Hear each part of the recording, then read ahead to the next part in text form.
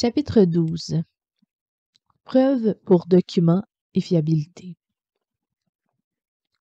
Le Nouveau Testament fournit la principale source historique d'informations sur la résurrection. Parce que le Nouveau Testament revendique l'intervention divine dans les affaires humaines, de nombreux critiques au cours du 19e, 20e et 21e siècle ont abandonné l'objectivité et attaqué la fiabilité des documents soutenant l'authenticité du Nouveau Testament.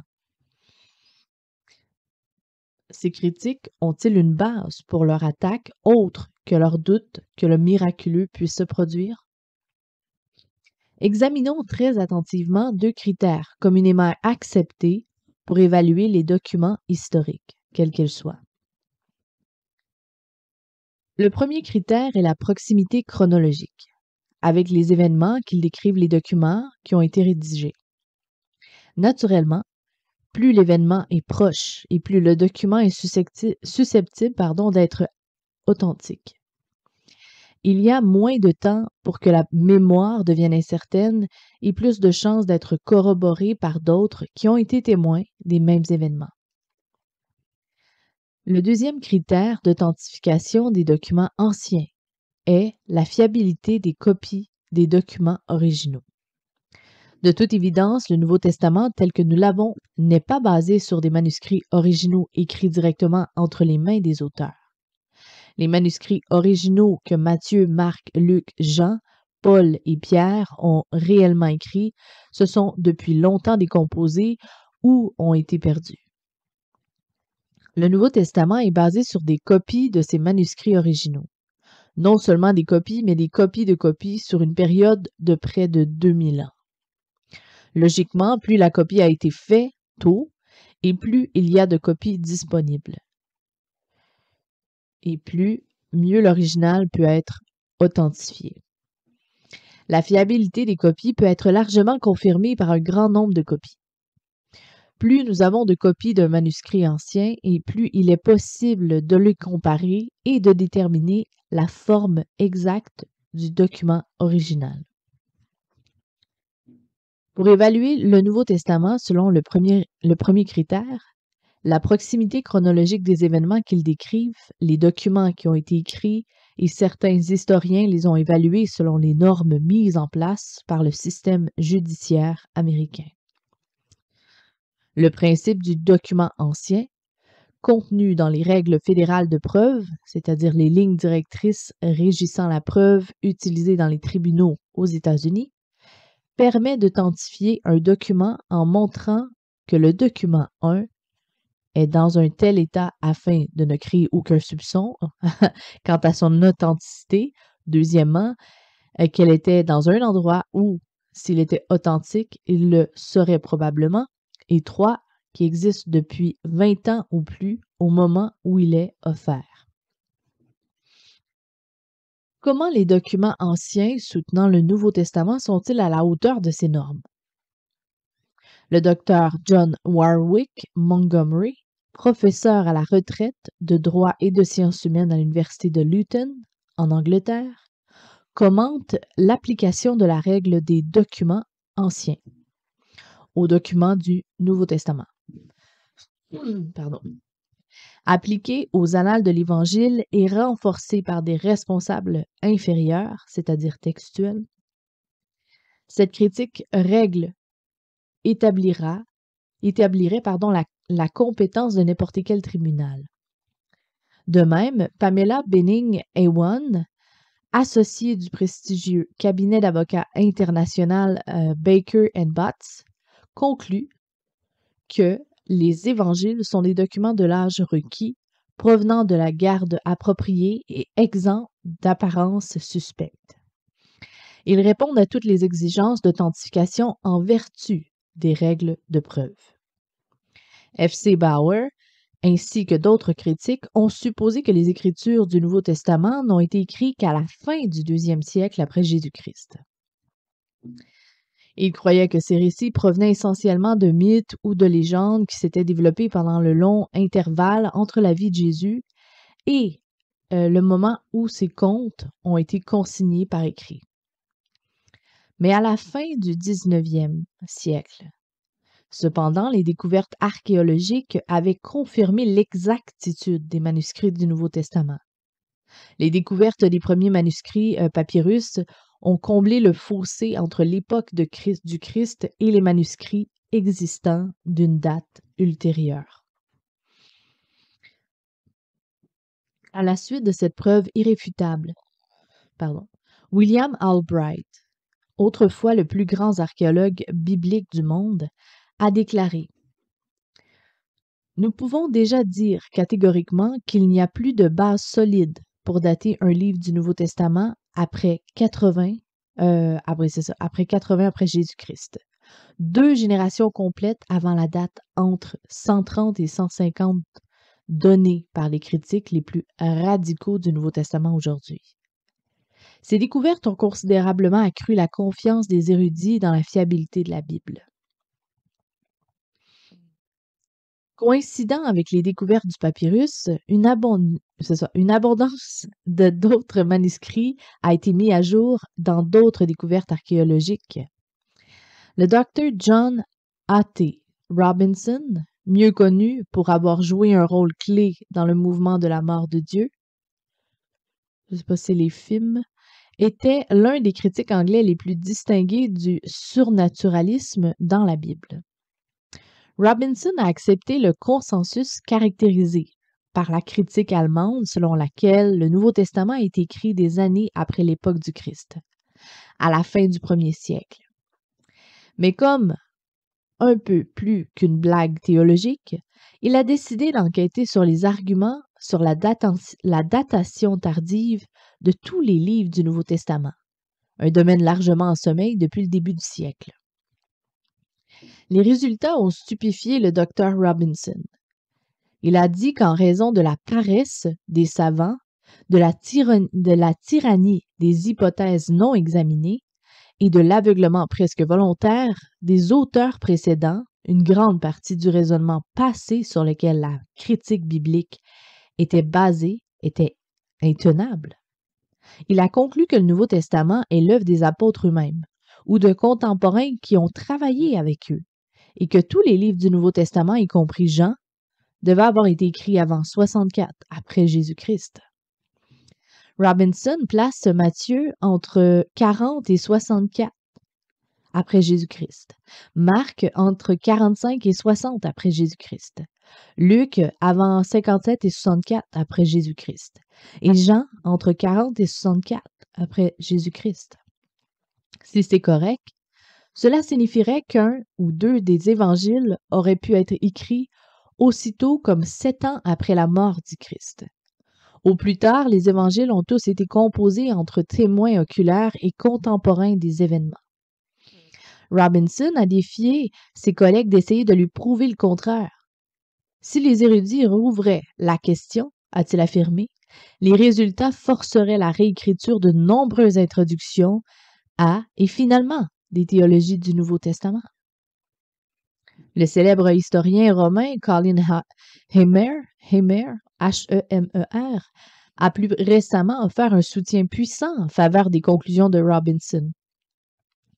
Il a soutenu de manière convaincante que les actes ont été écrits entre 60 et 62 après Jésus-Christ. Voici quelques-unes des raisons qui l'ont conduit à cette conclusion. La première,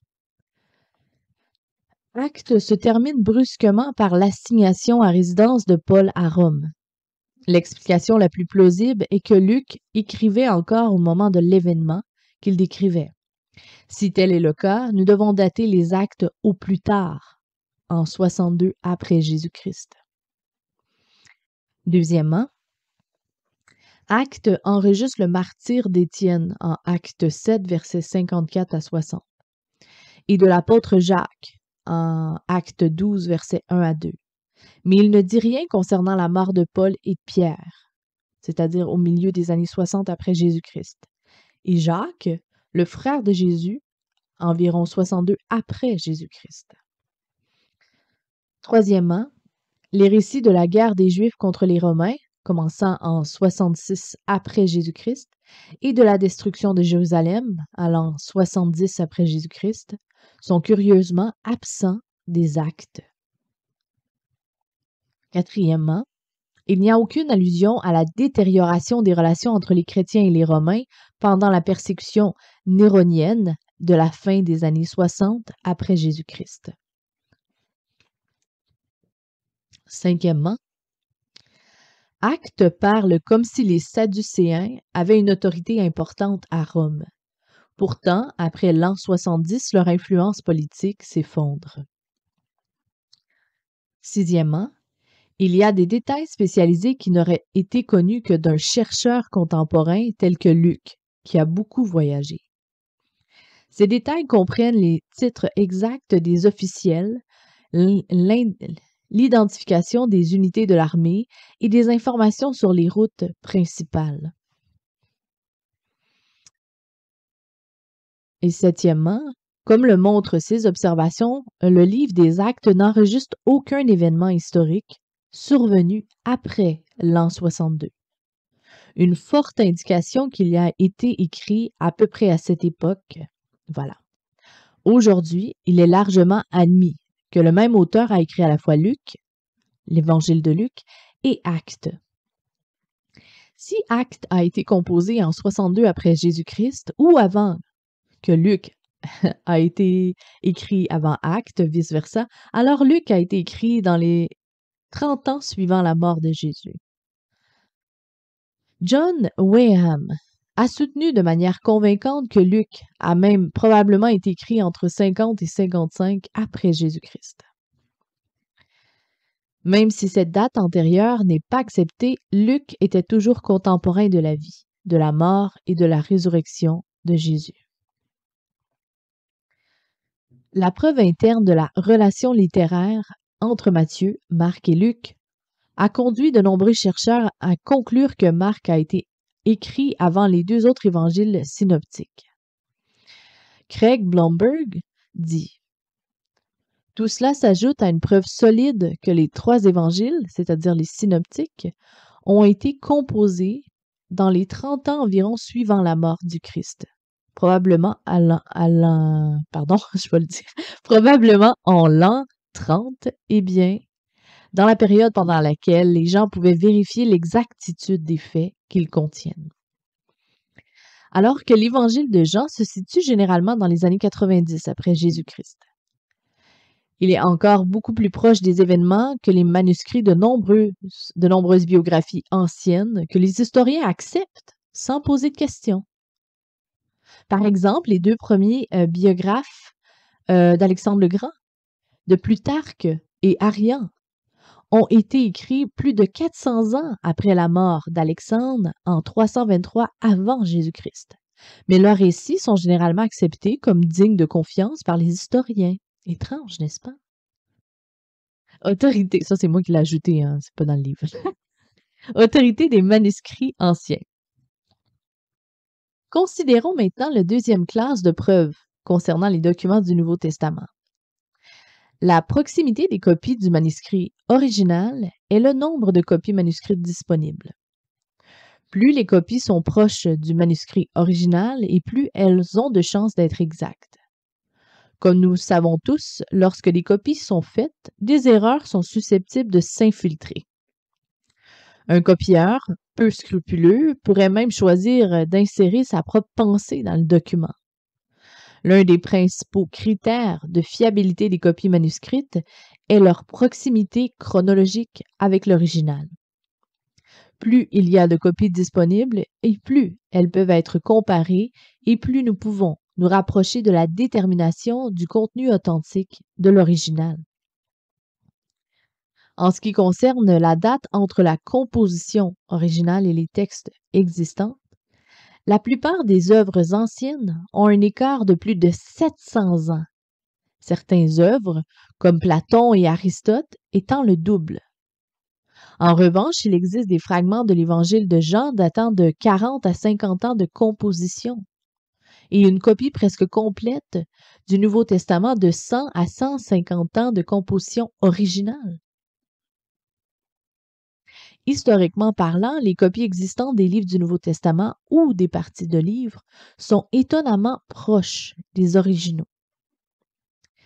Lorsque j'ai, c'est Josh qui parle, lorsque j'ai terminé mes recherches sur la fiabilité biblique et publié la première preuve qui exige un verdict en 1973, j'ai pu documenter 14 000 manuscrits du Nouveau Testament seul. Maintenant, après la publication de The News Evidence That Demand a Verdict, ça c'est un livre aussi qu'il a écrit, un super de bon, très très très épais comme livre, je suggère aux curieux, je suis en mesure de documenter près de 25 000 manuscrits.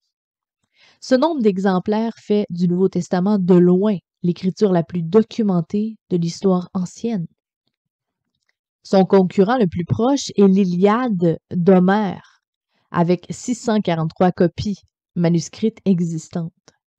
Certains critiques récents, comme Bart Ehrman, qui Misquoting Jesus, a affirmé qu'il y avait trop de variantes dans ces manuscrits pour reconstruire l'original avec confiance.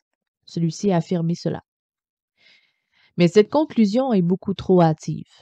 D'une part, 80% des variations sont simplement des fautes d'orthographe faciles à expliquer. Et bien qu'il existe une poignée de textes mineurs sur lesquels les érudits du Nouveau Testament ne sont pas d'accord, il n'y a aucune variation textuelle qui menace une doctrine chrétienne centrale. L'importance du nombre de manuscrits et leur proximité avec les documents originaux authentifiant le Nouveau Testament ont motivé Sir Frederick Kenyon, qui est considéré comme l'un des plus grands archéologues de tous les temps. Il a écrit: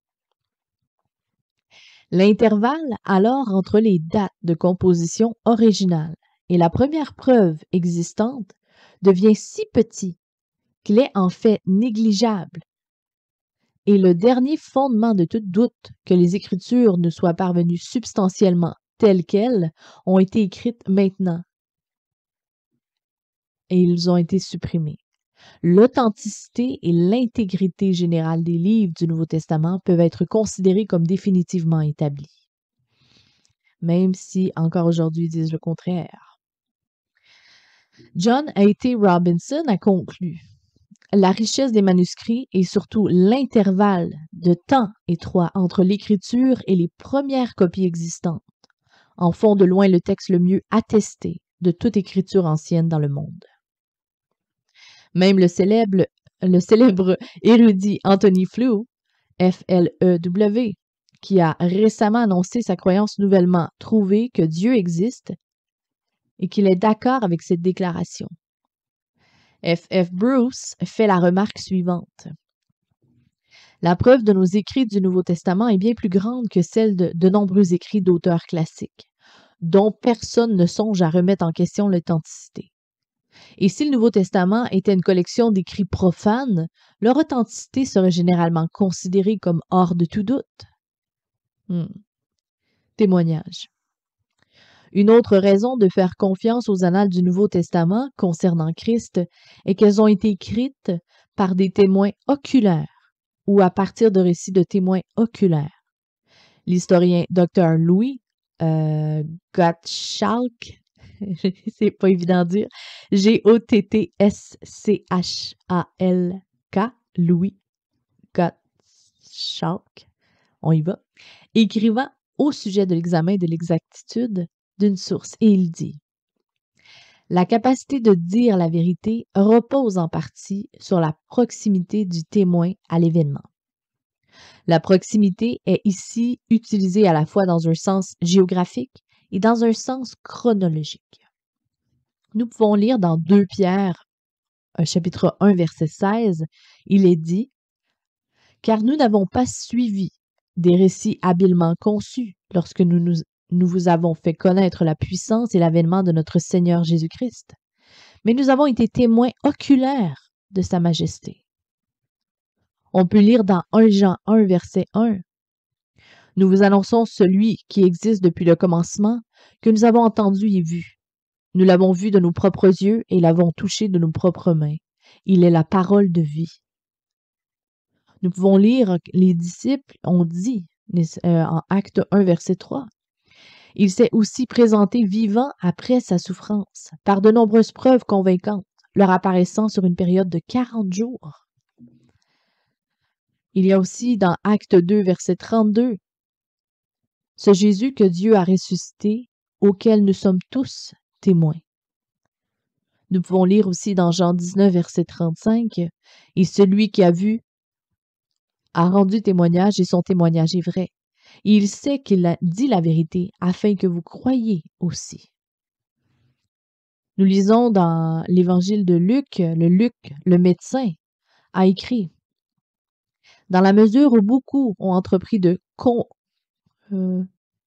compiler un récit des choses accomplies parmi nous, telles qu'elles nous ont été transmises par ceux qui dès le début ont été témoins oculaires et serviteurs de la parole, il a semblé approprié pour moi, ça c'est Luc qui parle, aussi, après avoir soigneusement étudié tout depuis le début, pour vous l'écrire dans l'ordre consécutif, afin que vous connaissiez la vérité exacte sur les choses qui vous ont été enseignées. Luc 1, versets 1 à 4. En enregistrant des événements de la résurrection, les disciples ont suivi la loi juive, qui leur ordonnait d'être des témoins honnêtes. John N. Kerberg et John Weldon l'expriment ainsi. Le fait que les apôtres aient constamment fait appel à de tels témoignages oculaires est d'autant plus crédible à la lumière de leur propre héritage juif unique. Aucune religion n'a jamais mis l'accent sur l'importance de la vérité ou d'un témoignage véridique plus que la religion juive. Les Écritures juives, dans le peuple de Dieu, étaient constamment averties d'être véridiques. En fait, les disciples savaient que s'ils rendaient un faux témoignage, ils seraient considérés comme de faux témoins contre Dieu lui-même. Ils pourraient être punis de mort. Vous pouvez aller lire notamment pour voir la source, Exode 20, verset 16, Exode 23, verset 1, Deutéronome 17, verset 6 et Deutéronome 19, verset 15, ainsi que Proverbe 19, verset 5 à 9. À l'appui de leur témoignage, les apôtres ont refusé de renoncer à leur croyance concernant le Christ ressuscité, même s'ils ont fait face à de dures persécutions et aux martyrs pour avoir cru. Comme l'a dit un jour le scientifique et philosophe Blaise Pascal, l'hypothèse que les apôtres étaient des fripons est tout à fait absurde. Suivez-le jusqu'au bout et imaginez ces 12 hommes se rencontrant après la mort de Jésus et conspirant pour dire qu'il était ressuscité des morts. Cela signifie attaquer tous les pouvoirs en place. Le cœur humain est singulièrement susceptible à l'inconstance, au changement, aux promesses et à la corruption. L'un d'entre eux n'avait qu'à nier son histoire sous ses incitations, ou plus encore, à cause de l'emprisonnement, des tortures et de la mort possible. Ils auraient tous été perdus. Suivez ça. Les disciples sont allés au tombeau avec la conviction qu'ils avaient vu Jésus ressuscité.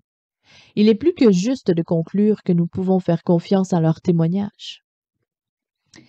La présence de témoins oculaires hostiles aussi. Faut jamais oublier ça. Une autre raison pour laquelle il n'y avait pas de place pour les mythes, pardon. Je suis rendue des martyrs. Une autre raison pour laquelle il n'y avait pas de place pour les mythes, les légendes ou les inexactitudes dans les récits de la vie et des enseignements du Christ, et que ces récits ont été diffusés en présence de personnes bien informées, extrêmement hostiles au nouveau mouvement chrétien. En ce qui concerne la valeur des témoins oculaires hostiles, le professeur de droit Dr. John Montgomery observe: Cette règle, souligne la fiabilité du témoignage de la résurrection du Christ qui a été présenté en même temps dans les synagogues, en pleine opposition, parmi des contre-interrogateurs hostiles qui auraient certainement détruit le cas du christianisme si les faits en avaient été autrement. L'apôtre Paul a affirmé la connaissance répandue des rapports de la résurrection du Christ lorsqu'il a été amené devant le roi Agrippa et le fonctionnaire romain Festus pour défendre ses enseignements. On peut lire dans Acte 26, versets 25 à 26, Paul dit « Ce que je dis est la stricte vérité, et le roi Agrippa est au courant de ces choses. Je parle hardiment, car je suis sûr que ces événements lui sont tous familiers, car ils ne sont pas faits dans un coin. Si les événements étaient largement connus et que même ceux qui étaient hostiles à la nouvelle foi ne pouvaient pas réfuter les faits, cela donne au rapport une énorme crédibilité. F. F. Bruce déclare à propos de la valeur des archives du Nouveau Testament d'examiner par des opposants vocaux. S'il y avait, une tendance à s'écarter des faits à quel égard que ce soit, la présence possible de témoins oculaires hostiles dans le public aurait servi de correctif supplémentaire. Les ennemis du mouvement chrétien étaient prêts à défier tout disciple trop zélé qui aurait voulu exagérer l'histoire pour la rendre plus attrayante. C'est sûr. Ces témoins hostiles étaient prêts à corriger toute déformation des choses que Jésus faisait et enseignait. Le théologien Stan Gundry, G-U-N-D-R-Y, note: est-il possible qu'il ait permis que de fausses déclarations passent pour des faits concernant sa vie qu'il connaissait aussi bien, hein? Le christianisme ne serait ouvert au ridicule s'il avait créé une telle histoire pour se perpétuer. La confirmation archéologique. Une autre corroboration des documents du Nouveau Testament vient de la discipline de l'archéologie. Là où les données des évangiles peuvent être testées, les découvertes archéologiques ont constamment prouvé que les documents étaient remarquablement précis. Monsieur Louis G., prononcé plutôt difficile à prononcer, explique l'importance de l'archéologie pour les documents du Nouveau Testament. La conformité ou l'accord avec d'autres faits historiques, géographiques aussi, ou scientifiques connus, est souvent le test décisif de preuve, qu'il s'agisse d'un ou de plusieurs témoins. Sir William Ramsay, l'un des plus grands géographes de tous les temps, était un étudiant de l'école historique allemande du milieu du 19e siècle. Il est devenu fermement convaincu que le livre des Actes était un produit du milieu du 2e siècle après Jésus-Christ. Dans ses recherches pour faire une étude topographique de l'Asie mineure, il a été contraint de considérer les écrits de Luc comme un guide pour sa quête. En raison de l'incroyable précision du livre, il a complètement renversé ses croyances et a daté le livre comme étant presque contemporain des événements qu'il décrivait, en raison des preuves accablantes découvertes dans ses recherches. Il a constaté que dans les références à 32 pays, 54 villes et 9 îles différentes, Luc n'avait pas fait une seule erreur. Voici quelques exemples de la façon dont l'archéologie a confirmé le récit biblique. Premièrement, pendant des siècles, il n'y avait eu aucune trace du tribunal où Pilate avait jugé Jésus. William Albright montre que cette cour était la cour de la tour d'Antonia, le quartier général militaire romain à Jérusalem. Deuxièmement, la piscine de Bethesda, comme mentionné dans Jean 5, verset 2, peut maintenant être identifiée avec une bonne mesure de certitude quand dans le quart nord-est de la ville, de la vieille ville. C'est les zones appelées Bethesda ou New Land. Au 1er siècle, avant Jésus-Christ ou après Jésus-Christ plutôt, où des traces de son existence antérieure ont été découvertes au cours des 24 fouilles. L'édifice et l'église Sainte-Anne en 1888, près de l'église Sainte-Anne. Okay. Troisièmement, en 1990, le cimetière de Caïphe, le grand prêtre juif qui envoya Jésus à Pilate, et sa famille a été retrouvée à Jérusalem.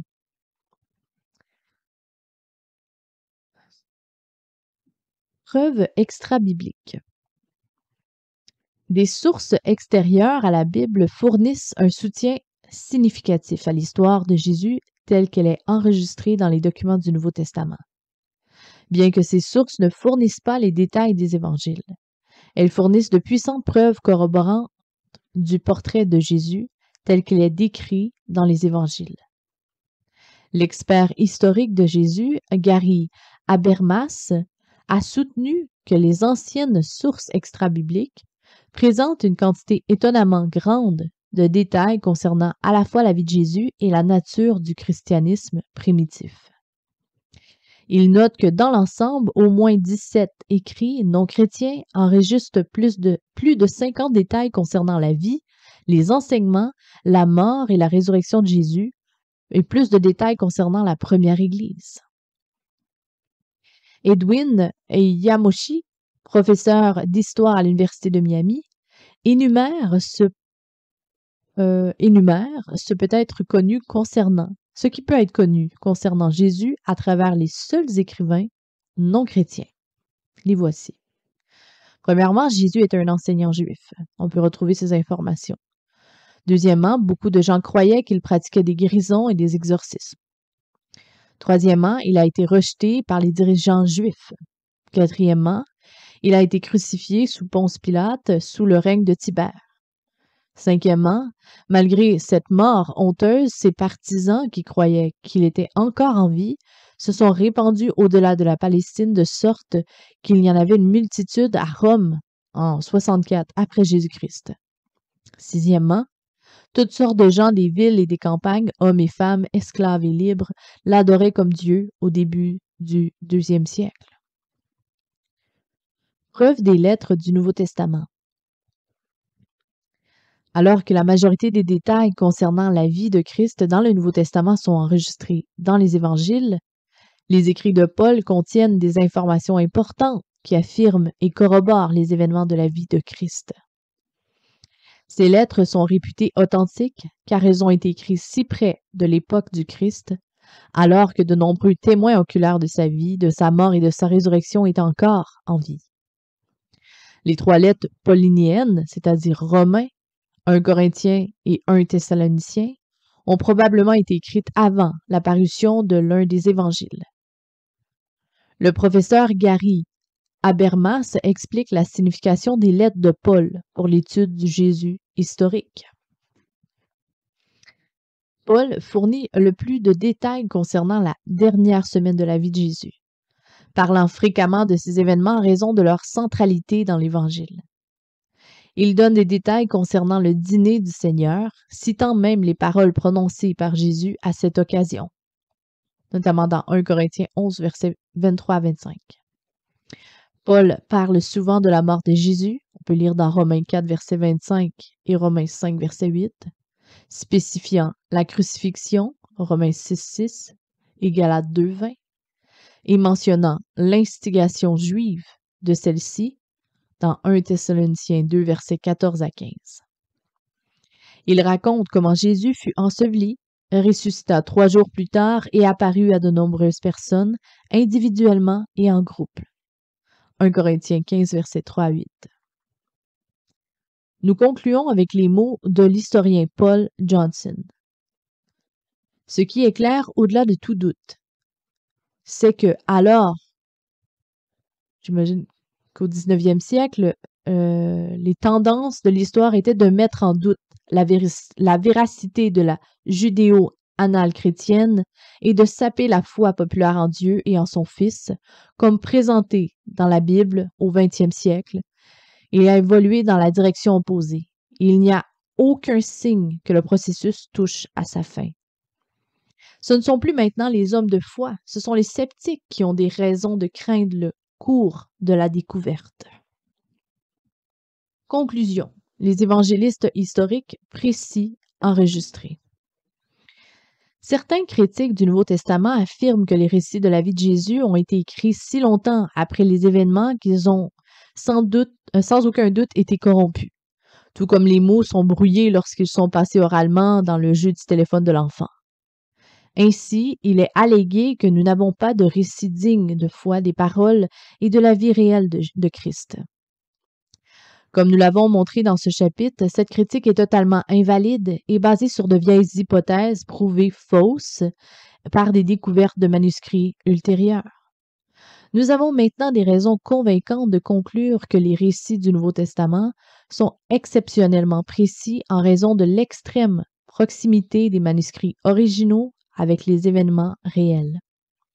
William Albright a observé que la période entre la vie de Jésus et les documents écrits est trop courte pour permettre une corruption appréciable du caractère essentiel et même du libellé spécifique des paroles de Jésus.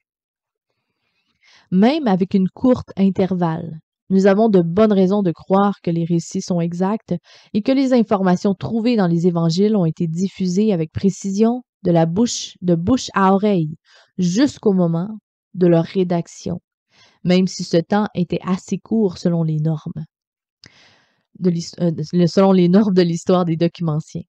L'une des raisons de croire cela est que l'ancien monde juif accordait une immense valeur aux compétences de mémorisation. L'enseignement élémentaire était obligatoire pour les jeunes de 5 à 12 ans. Il était entièrement basé sur la mémorisation par cœur et axé sur un sujet, les Écritures. De nombreux rabbins ont mémorisé tout l'Ancien Testament ainsi qu'un corpus considérable de lois orales.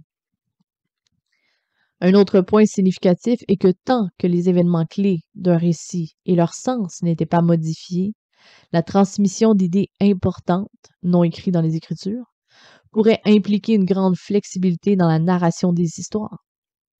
Cela explique pourquoi les évangiles synoptiques présentent de telles similitudes et différences.